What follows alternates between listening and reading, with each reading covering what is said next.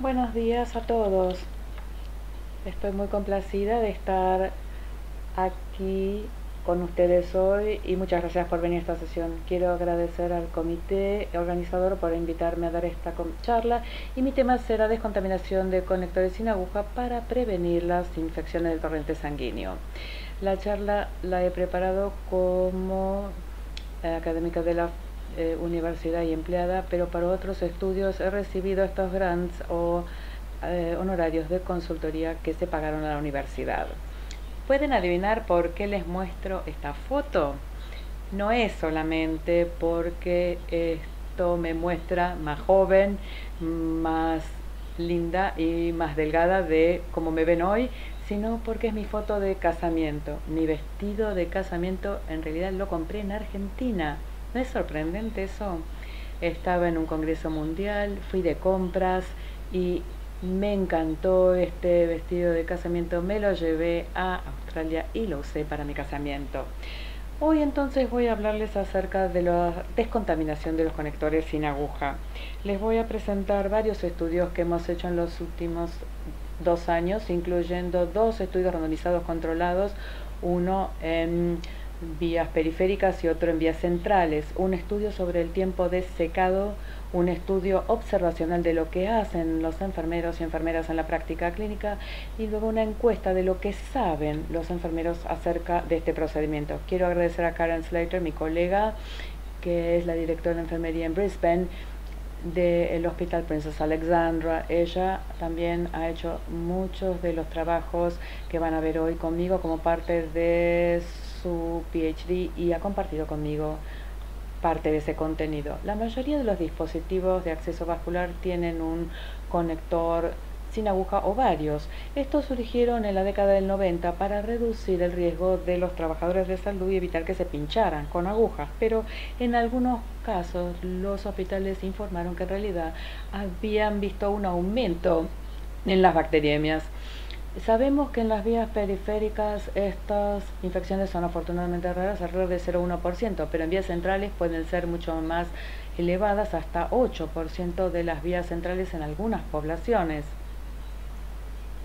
Sabemos que los conectores sin aguja pueden tener microorganismos en su superficie y si no se desinfectan o descontaminan previamente a cada inyección y a cada infusión, entonces las bacterias o los hongos pueden ingresar al torrente sanguíneo de los pacientes, causando enfermedades y hasta muerte posiblemente y aumentando el tiempo de hospitalización y los costos hospitalarios. Todas las guías nos dicen que tenemos que desinfectar estos conectores sin aguja previo a cada inyección o uso del conector. Pero ese es el punto en el que se detiene el acuerdo porque las guías nos dan muchas opciones de soluciones y de técnicas para lograr esto. Como ejemplo, el INS y el EPIC 3, estas guías del Reino Unido, del NHS, nos dan una combinación de agentes que podemos utilizar, por ejemplo, alcohol isopropílico al 70%, clorhexidina más del 0,5% en alcohol isopropílico, también podemos usar iodo povidona al 10% o algunas guías sugieren usar una secuencia o combinación de los agentes anteriores. Estos vienen no solamente en forma de toallitas o paños, sino también de forma de tapas o capuchones. Hasta ahora tenemos poca evidencia de muchos aspectos de este procedimiento, a pesar de que se realiza millones de veces todos los días en todo el mundo. La mayoría de los estudios que tenemos para guiarnos se realizan en laboratorio. Algunos son contradictorios, pero son difíciles de aplicar a nuestra práctica que se desarrolla en el mundo real. También sabemos que estas toallitas y compresas desinfectantes se diferencian en cuanto al tipo de solución. Diferentes compañías usan distintos agentes, el tamaño de la compresa o toallita, el material en el que se sumerge, incluso si vienen rotuladas como estériles o no estériles. Y las instrucciones que recibimos de los fabricantes son limitadas. En realidad, en muchos países las instrucciones nos dicen que hay que usarlas para descontaminar la piel previo a la inyección u otros usos, no en realidad para descontaminar objetos inanimados, tales como un conector sin aguja. De manera que todos los días los enfermeros, los médicos usan estos dispositivos, pero en realidad con poca información. También queda poco claro durante cuánto tiempo tenemos que frotar estos agentes. Las guías internacionales nos dan valores desde 5 segundos a 60 segundos, lo cual en 60 segundos es un tiempo largo en un área clínica.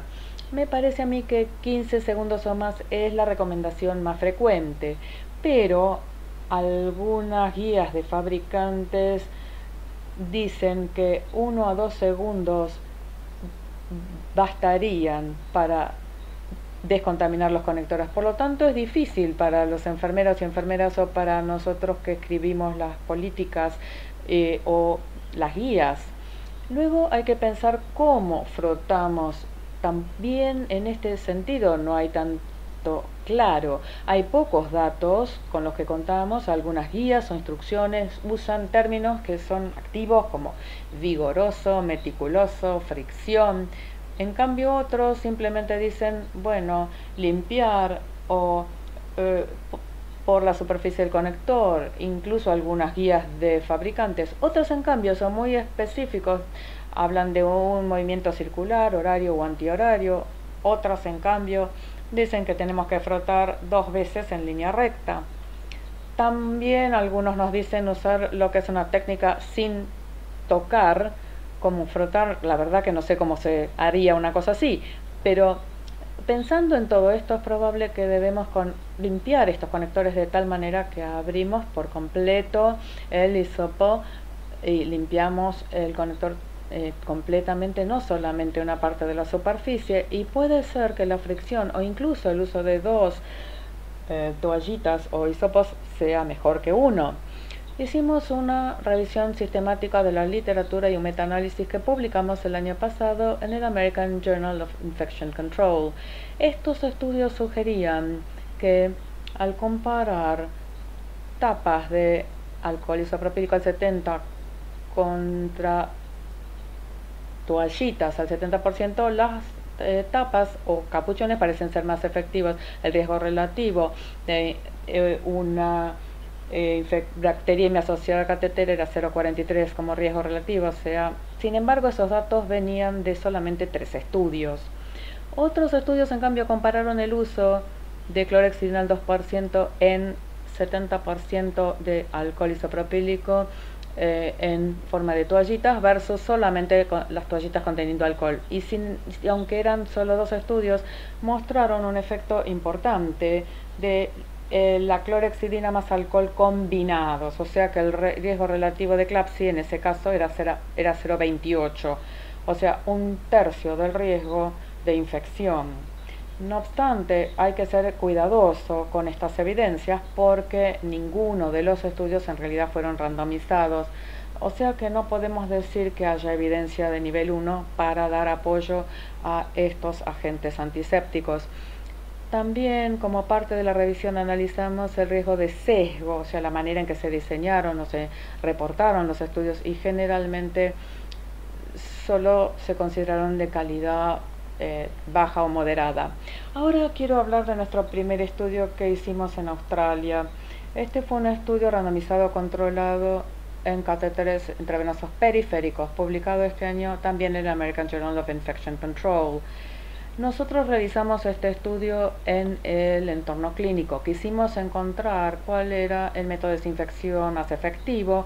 Testeamos 2 tipos de toallitas, 70% de alcohol isopropílico versus la combinación de clorhexidina en IPA.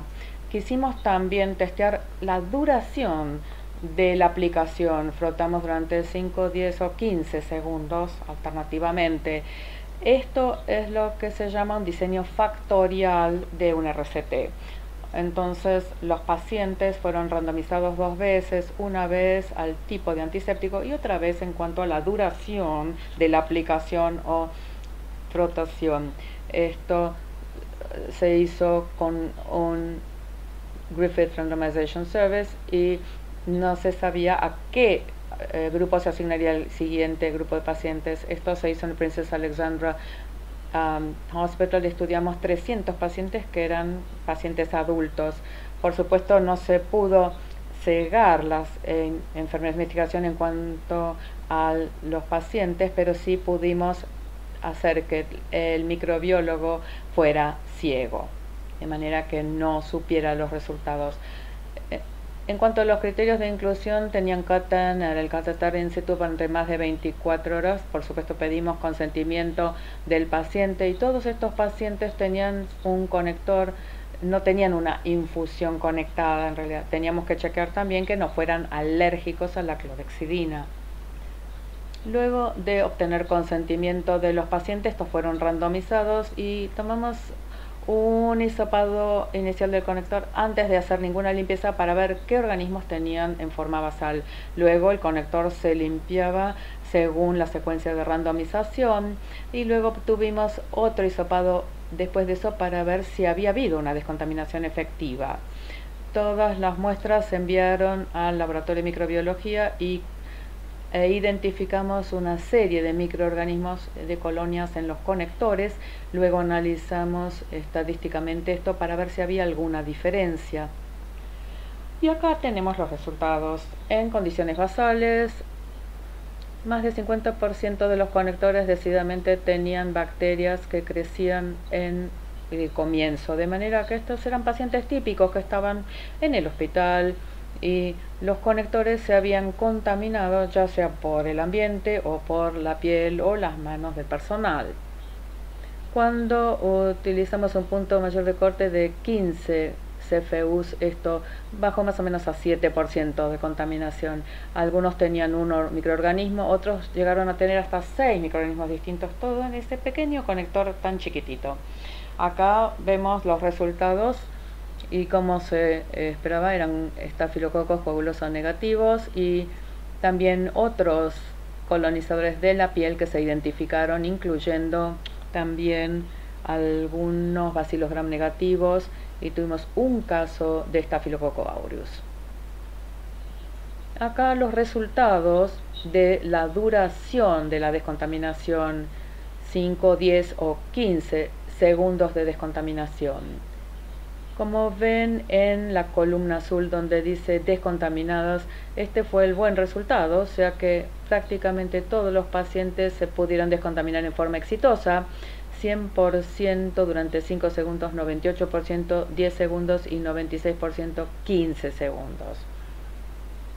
Si ahora miramos el tipo de antiséptico y miramos nuevamente la fila celeste donde dice descontaminado, veremos que 99% de los que estaban a 70% de alcohol se descontaminaron exitosamente y prácticamente las cifras iguales, 97% con clorhexidina más alcohol. O sea que esto tampoco resultó estadísticamente significativo en cuanto a diferencias.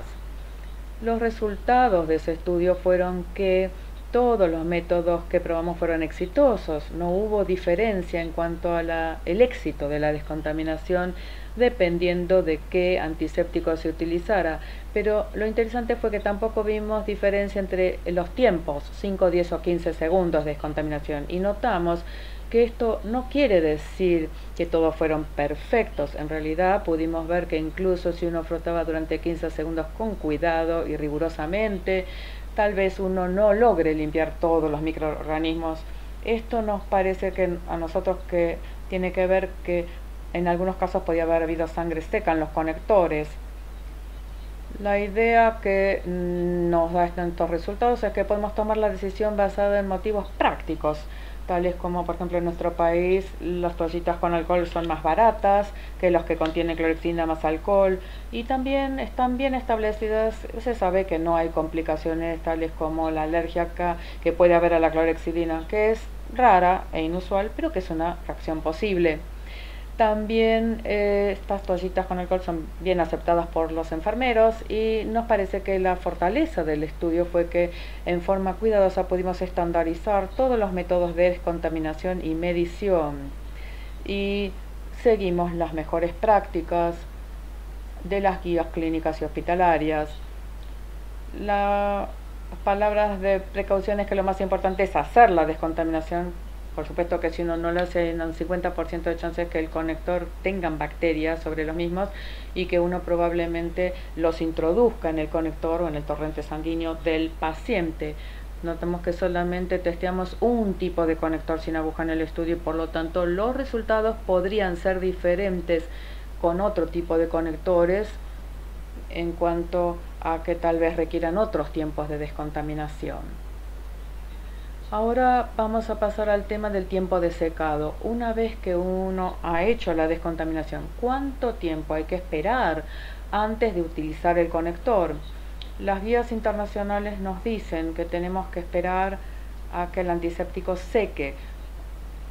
Por supuesto, para que sea efectivo, pueda matar los microorganismos y también para no inyectarlo al torrente sanguíneo de los pacientes. Es probable que el tiempo de secado se afecte por el volumen que puede variar en las distintas compresas o toallitas que hacen los distintos fabricantes y también en tiempo de aplicación. Lo interesante es que este es otro tema que sobre el que tenemos poca evidencia y que más que nada se basa sobre opiniones sobre las mejores prácticas. Intentamos proveer algunas evidencia experimental fuerte sobre este tema. Publicamos este estudio liderado por Karen Slater en el American Journal of Infection Control en el año 2018. Diseñamos el estudio para que se hiciera en el laboratorio de secado. Tocamos los conectores y utilizamos papel tisú porque esto podía mostrar claramente cuándo se había secado realmente el antiséptico. Utilizamos dos tipos distintos, uno blanco y otro azul, dependiendo del color del antiséptico.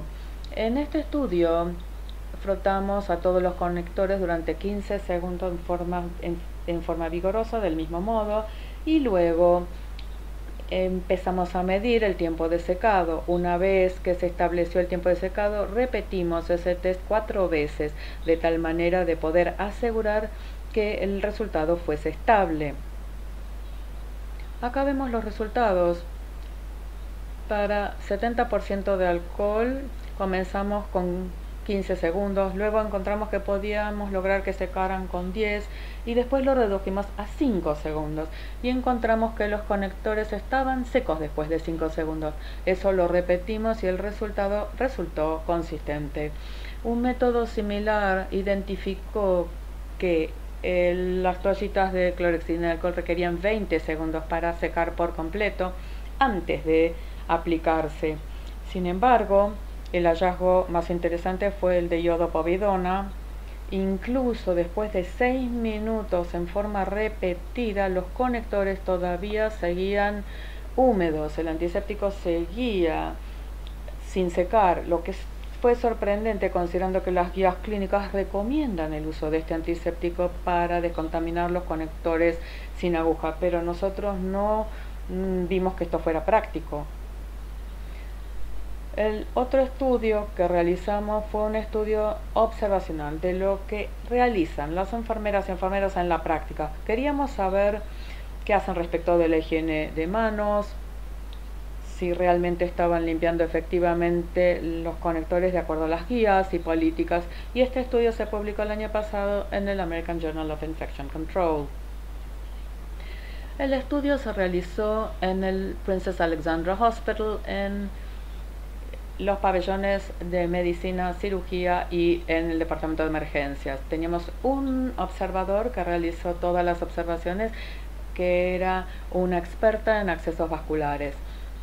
Obtuvimos consentimiento de los enfermeros para ser observados mientras hacían su tarea cotidiana con la inserción con respecto al cuidado de las catéteres periféricos. No les explicamos exactamente lo que íbamos a observar respecto a los conectores, simplemente explicamos en forma amplia, que era un estudio en el tiempo sobre el cuidado de rutina de las vías intravenosas.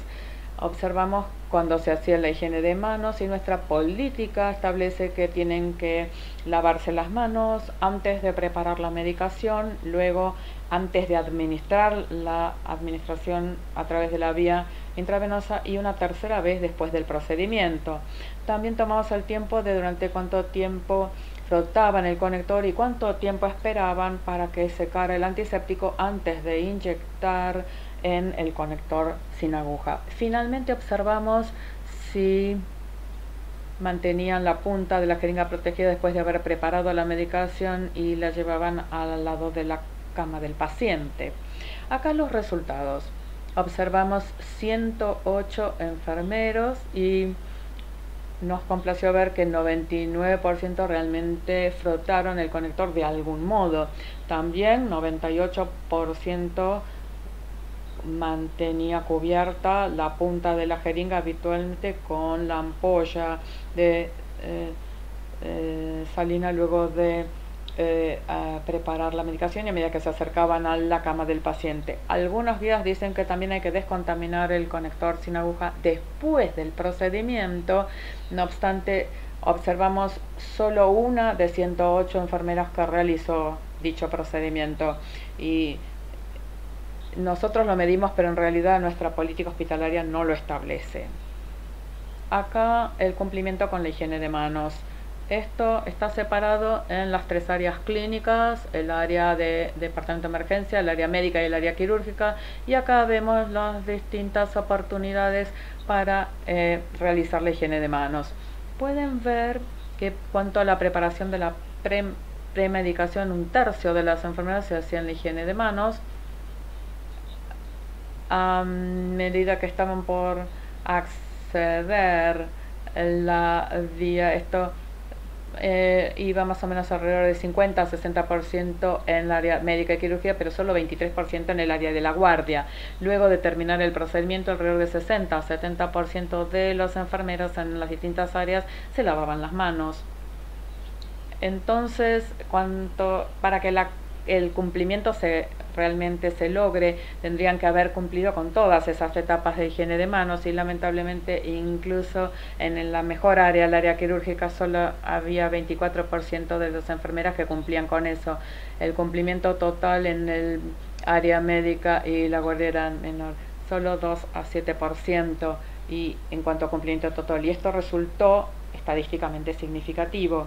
Respecto de cuánto tiempo realmente frotaban el conector los enfermeros, el tiempo promedio en segundos era 4.6 en el área de guardia, 5.5 en el área médica y un poco más alta, 8.6 segundos en el área de cirugía. Esto fue distinto entre las distintas áreas, estadísticamente significativo. Solo una enfermera no descontaminó para nada y la mayoría sí se realizaron una aplicación de más de 6 segundos.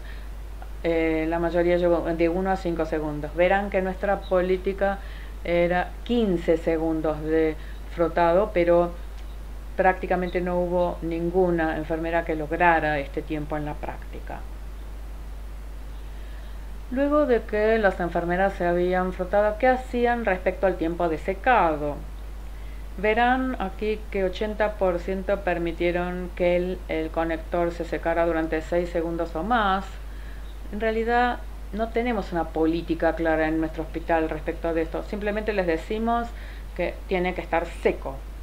Entonces, pensando en el estudio que les mostré, donde encontramos que 5 segundos resultó en realidad adecuado en nuestro estudio de laboratorio, usamos eso como benchmark o como referencia y en realidad la mayoría de las enfermeras esperaron bastante tiempo, el suficiente, pero una pequeña cantidad no.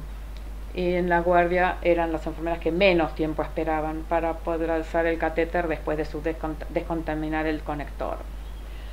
Teníamos una teoría, que es que las enfermeras que usaban guantes mientras preparaban y administraban la medicación podrían tener menos tendencia a cumplir con la higiene de manos.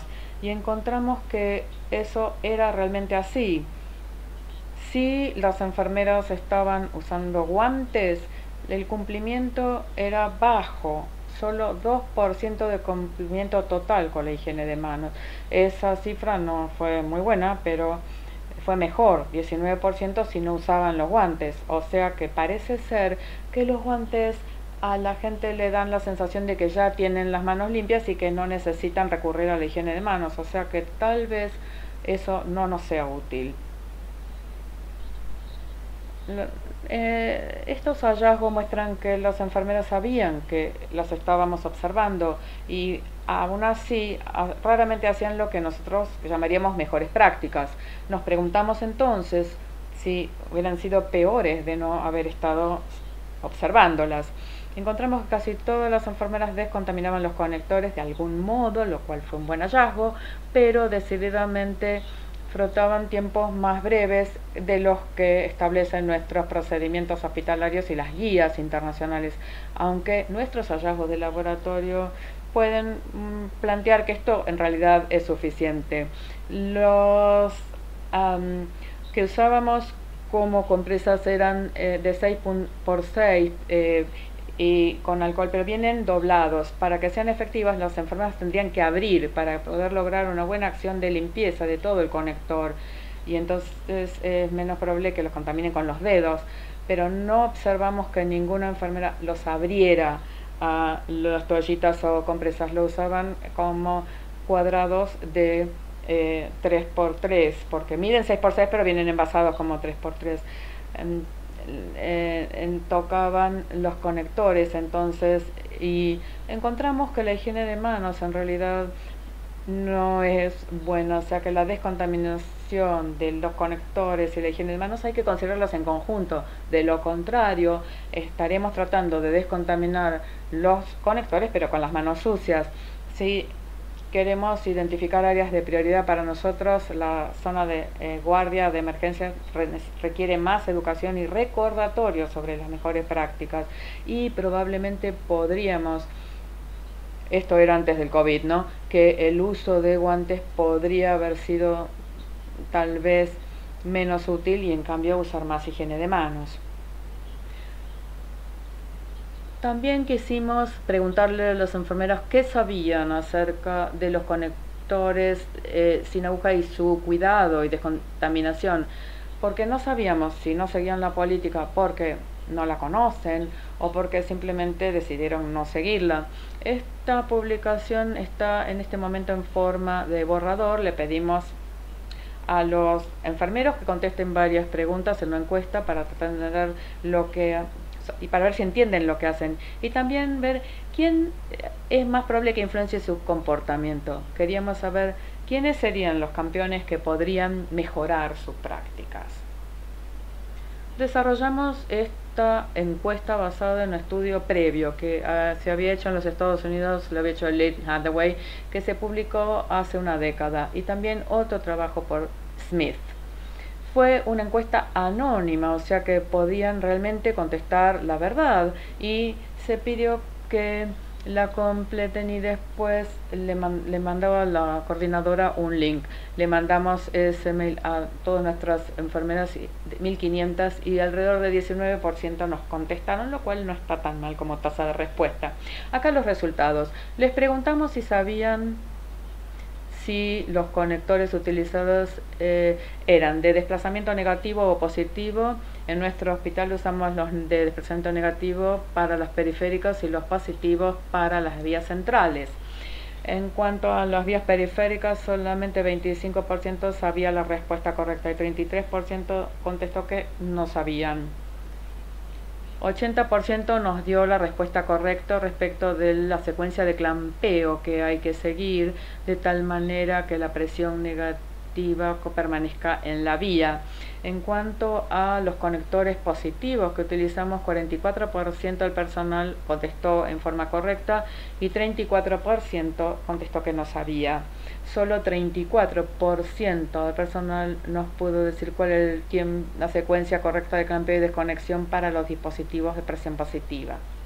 Respecto de la desinfección de los conectores, la mayoría, 58% dijo que usaba el mismo método para las vías centrales colocados en forma periférica o para los PICs. 42% decía que descontaminaría con más cuidado para los PICs.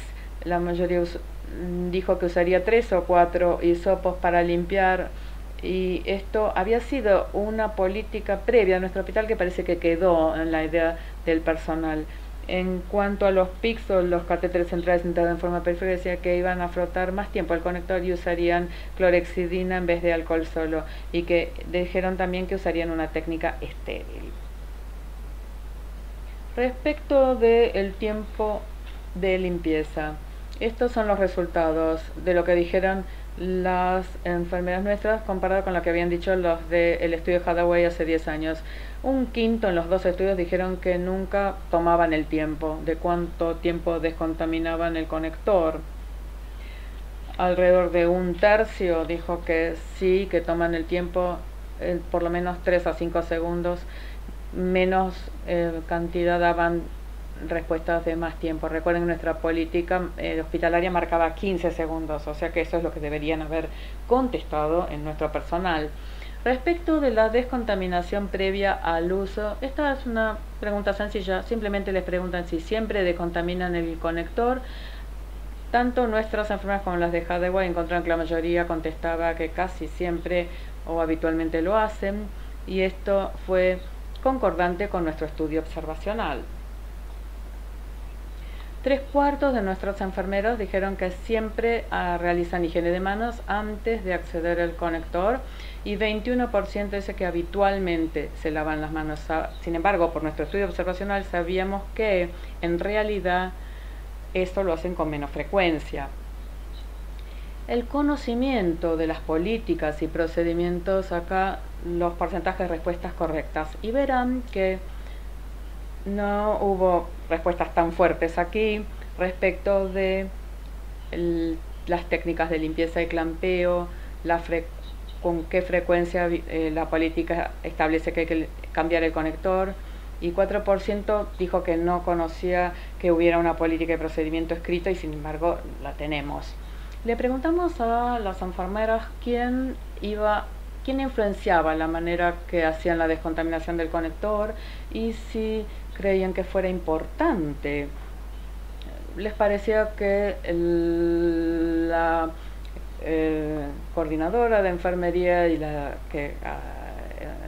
educadora de enfermeras era la que era la persona adecuada, y la importancia también era alta, y también el equipo de acceso vascular. En 74% cree que era importante para el equipo de acceso vascular que descontaminaran los conectores, lo cual fue un poco sorprendente porque en realidad fue más bajo que su creencia de que podían ser influenciados para hacerlo en forma apropiada. En cuanto a los pacientes y el personal médico, también fueron citados como influencias respecto de las creencias en la desinfección, y también creían que era importante para esos grupos si ellas hacían la descontaminación de los conectores. Pero las influencias más fuertes fueron las enfermeras senior, las managers de enfermería o educadoras y también el equipo de acceso vascular. Comparando entonces los datos de Hathaway de hace una década con nuestros datos, vemos que en realidad ha habido muy poca mejoría en cuanto al conocimiento de enfermería respecto de la descontaminación de los conectores, y esto es probablemente algo que se relaciona con que hay muy poca evidencia nueva de investigación que tenemos disponible en la última década. Para nosotros probablemente la influencia es que hemos estado usando el mismo conector sin aguja durante muchos años.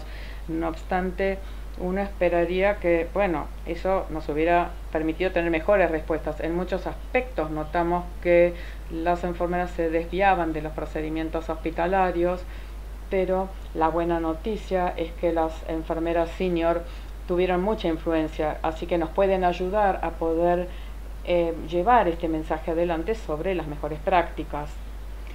Al final de ese estudio pudimos ver que aunque los conectores sin agujas los usan todas las enfermeras y enfermeros todos los días, en todas las situaciones, todavía hay mucho que no sabemos. En nuestro hospital utilizamos en realidad un tipo de conector para las vías centrales y otro para las periféricas. No obstante, sabemos que en otros hospitales se usan múltiples tipos de conectores en distintos servicios o incluso en algunos no se usan los conectores, lo cual en realidad lo haría más difícil para esas instituciones el poder tener una descontaminación en forma homogénea y sistemática. La mayoría de nuestras enfermeras tienen poco conocimiento o conocimiento exacto escaso sobre las políticas y procedimientos locales o incluso lo que son las políticas internacionales. Pudimos ver que realmente es muy importante que los fabricantes y distribuidores le den apoyo educativo a la enfermería y buenas guías sobre cómo usar los productos que fabrican. Encontramos que en realidad las enfermeras y enfermeros están dispuestos a recibir educación, pero que muchas veces esta no se provee en los manuales o en las instrucciones de uso. Ahora quisiera hablarles de nuestro último estudio que hicimos en dispositivos para acceso central. Esto se llamó el estudio randomizado controlado, el COCO, que acabamos de publicar en el American Journal of Infection Control también. El estudio fue financiado por el Cancer Council de Queensland, donde nosotros estamos, y también el Queensland Health Department Nursing Fellowship. Fue un estudio randomizado, controlado piloto, con 3 ramas distintas. Tuvimos 2 tipos de toallitas con 70% de alcohol y 2% de clorhexidina en 70% de alcohol.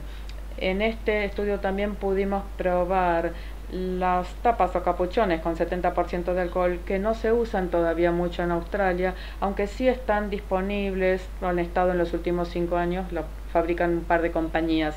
Tuvimos algunos capuchones que nos donó el distribuidor, pero este distribuidor no tuvo una participación en el estudio per se.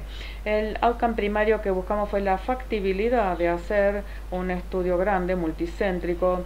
Tenemos que hacerlo para poder obtener datos, para persuadir a nuestros financiadores que nos otorguen financiación y también para tratar de entender cuál sería el mejor diseño para ese estudio. Por supuesto que los outcomes secundarios fueron medir eclampsia o bacteriemia asociada a catéteres centrales, y para eso usamos un infectólogo que estaba enmascarado para que no hubiera sesgo. Este estudio se realizó en 2 hospitales, en el Royal Brisbane and Women's Hospital y en el Gold Coast University Hospital. Los participantes eran pacientes adultos y todos requerían que tuvieran algún tipo de dispositivo de acceso venoso central, ya sea un PIC o un CEBAT tunelizado.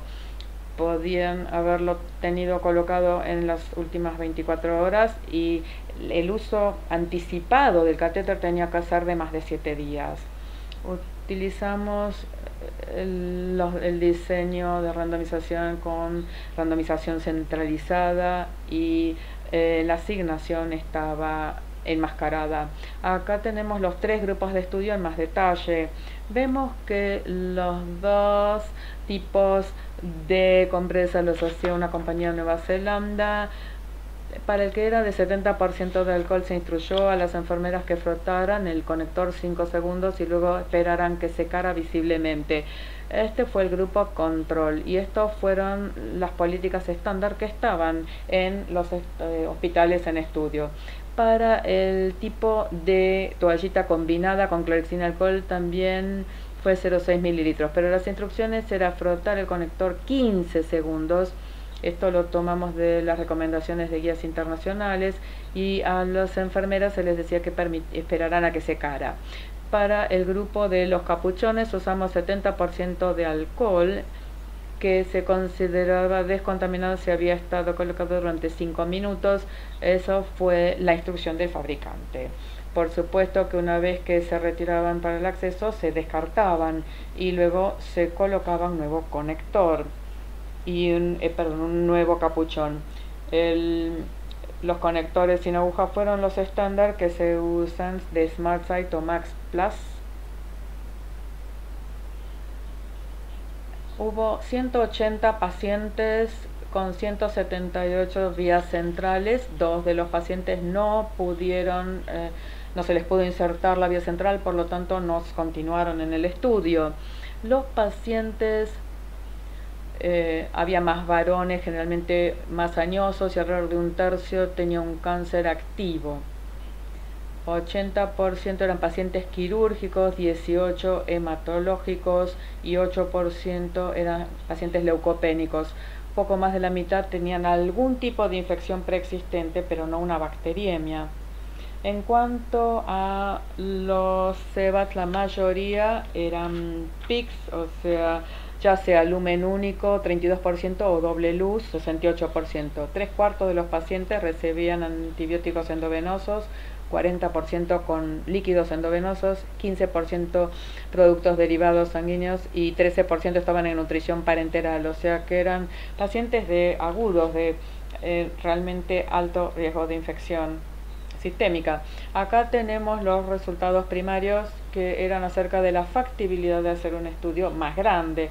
Estos en general eran casi todos positivos. La elegibilidad fue 70%, de ellos se hizo screening, 70% que de los que cumplieron con los criterios de elegibilidad, 85% se enrolaron, de manera que la mayoría ingresó al estudio. Algunos pacientes declinaron participar, muchas veces se los había diagnosticado recientemente con un cáncer, un par tenían alergia a clorexidina, y en 2 de los casos no se pudo insertar la vía central. Todos los pacientes permanecieron en estudio. Tuvimos 100% de seguimiento para el endpoint de CLABSI. La adherencia al protocolo inicial fue excelente, 98% inicialmente, pero más tarde, cuando hicimos auditorías al azar, encontramos que 5% del grupo con clorexidina y alcohol no estaban usando el tipo de toallita adecuada, y 70% en el grupo de los capuchones. Eso no sorprende, dado que no eran el estándar de cuidado. Hicimos una encuesta en una pequeña cantidad de enfermeras, 40, de las cuales 35 nos devolvieron el cuestionario y les preguntaron cuán satisfechos estaban con el producto. En general estaban todos satisfechos, 9 de 10 en promedio para todos los productos. Acá vemos los resultados o outcomes secundarios. Las infecciones primarias de torrente sanguínea, tenemos que había en algún tipo de infección. Una era una infección de barrera mucosa. Si miramos simplemente aquellos que cumplieron con los criterios de CLABSI, veremos que en tanto que había 2% de los pacientes en cada uno de los grupos de alcohol, el 70%, tanto el grupo de capuchón como de la toallita tenían CLABSI. No hubo pacientes en lo que eran los grupos combinados de clorexidina y alcohol. Respecto a los eventos adversos, no hubo eventos adversos serios en el grupo clorexidina alcohol, y hubo 2 o 5% en los otros 2 grupos de alcohol. Definimos evento adverso serio como internación en la UCI, y ninguno de estos estaban relacionados con los catéteres, y no hubo muertes. Aunque estos eventos adversos no afectaron a los pacientes, 2 de los pacientes con capuchones tenían 2 de ese 70% tenían un conector que se había vuelto opaco, o sea que no se podía ver el interior para ver si estaba limpio o no. Esto pareció ser una lixiviación de alcohol a través del tapón de goma y la carcasa plástica. Esto no le causó daño a los pacientes, pero nos requirió cambiar el conector de tal manera que el personal pudiera ver el interior adecuadamente. Entonces la discusión es que podemos ver que es factible un estudio así, y en realidad es urgente hacer un estudio grande, definitivo, randomizado y controlado, que realmente pueda confirmar cuál de estos enfoques es más efectivo. Nuestro estudio nos dio alguna sugerencia de que una combinación de antisépticos, usar tanto clorexidina como alcohol, en el mismo tipo de compresa o toallita puede ser más efectivo que utilizar un solo agente, ya sea 70% alcohol solo, por ejemplo. Y esto tiene sentido en teoría si pensamos en distintos antisépticos que en realidad tienen distintos mecanismos de acción y tienen efectividad sobre distinto tipo de bacterias. En nuestro estudio muchos de los pacientes fueron a su casa con la vía colocada y no pudimos seguirlos en los hogares. Entonces tuvimos un pequeño número de eventos de CLABSI que probablemente fue debido a que no pudimos seguir a los pacientes por la duración completa de la vía, que tal vez podría haber sido semanas o meses. Por eso recomendamos que en un estudio futuro tendremos que seguir a los pacientes en sus hogares también. Y notamos que es la primera vez que hemos visto esto en la literatura, hecho de que los capuchones con 70% de alcohol se pueden asociar con opacidad en los conectores. Acá tienen una lista de referencias que mencioné durante la charla de hoy. Están todos disponibles en el sitio web de Avatar. Quiero agradecerles a todos por escuchar esta conferencia. Este es uno de nuestros pacientitos en Australia con una vía periférica. Por favor, vengan a visitarme alguna vez. Me va a encantar poder verlos. Muchas gracias.